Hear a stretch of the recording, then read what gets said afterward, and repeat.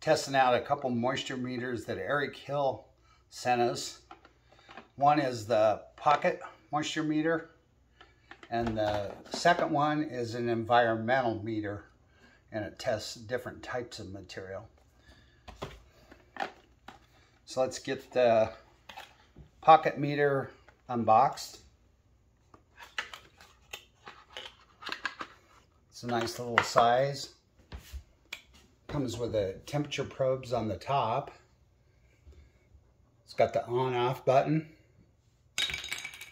And it has a set button when you push it. Has backlight. Turns to green. Temperature shows at 75 degrees. It's got a material button. There's 5 different materials for the pocket size. You just push the button to change whatever type of wood or material you're testing. And it comes with an instruction manual that talks about the different functions and so forth. We'll do a screenshot of this so you can see it better.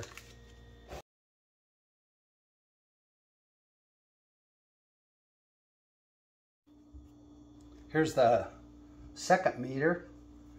It is a multi-function meter. Test a variety of material. Here's the meter. You can see prongs are on top here. It comes with a replacement set of prongs and a wrench to change those out. On-off button is here. It's backlit in green. Has, while you're testing material, it has 3 different functions, or I should say screen colors, which are red for too high, orange for medium, and green for low. So here's the M button for changing material types. I believe there's 7 or 8 material types. Here's the save data button. So if you have something you measured, you want to save that data, you hit here. And here's the maximum minimum button. We'll take these out in the wood yard and test them out. Okay, so we gathered up some wood so we could demonstrate the handheld moisture meter first. And Steve thinks I need to learn this too. So he is my teacher today, and he taught me a little bit about it. So I'm going to test these various pieces of wood and show you up close what the readings are. Okay, so we're going to start with the handheld. I'm going to turn it on with the little red button. And if you want to see the backlit, you click on set and it shows the backlit area. We already set it to M3. As you can see, there's where you change it right there is the M button. And M3 we feel like would probably be about where elm would fall, although it didn't really use elm as an example in their chart. So what we have here with the wood, and by the way, it shows the room temperature even, like the temperature of the outside air. Yeah. So it's 82 in here, which isn't all that nice, but it isn't terrible, is it? No. Okay, so then this was some elm that we have split. And so I'm going to start off by going in this. Just going to show it upside down. Oh, yeah, I can do it. Yeah, I'll do it like that. So I'll start here. And so anything, I guess, below 20 is pretty good burn. And that's real good because it's 8.9 or 9-ish. Okay, and you always want to test it in the end as well, just to double check it, because it could be a little different, and it's a little drier, 8.5. Okay, so that would be a piece of elm that we split. Now this is elm that we milled in our sawmill right here, and again we'll check it in the side. So pretty dry, and then we'll check it in the end. Okay, so it's really dry, and you know, we like those two were trees we found that were dead, you know, before we even cut them up. So that is the dry wood. Now the the more wet, we found this piece in our wood pile, and Steve cut it in half so we have this part. But as you can see, this hasn't been dead for very long. Huh? It's still testing pretty good though, isn't it? A little bit higher. Why am I not getting a reading? Okay. So it's 9.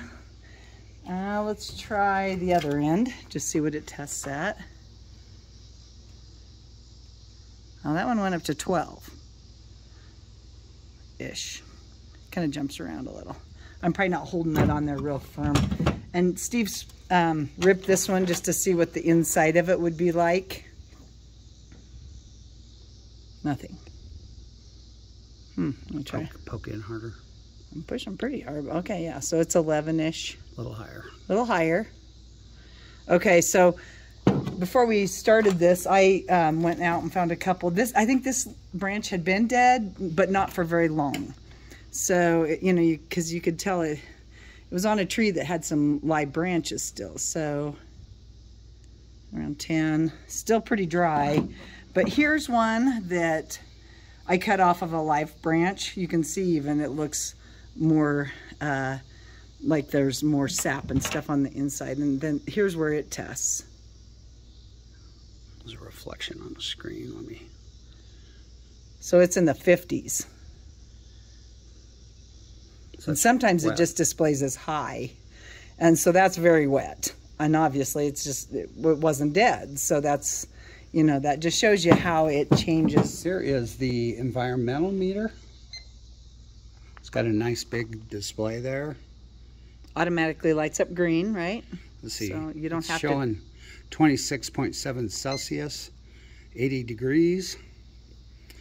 So we'll first test. It's got a nice green backlight. The screen turns orange if it's a medium amount of moisture, turns red if it's too high.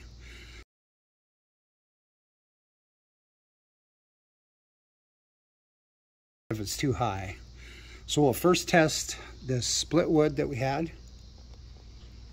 Showing that one's at 11.7%. And I think it showed lower on the pocket, the handheld one. Maybe a little bit of difference. Yeah. Might have been a different spot in the wood. On the end it's showing 10.7. Okay, we'll take the milled lumber. There it goes. 11%. Okay. Milled lumber. Okay. We'll test this one that has been sitting out for probably 3 to 4 months after it was trimmed down. You can see that the screen turned orange for the medium amount of moisture.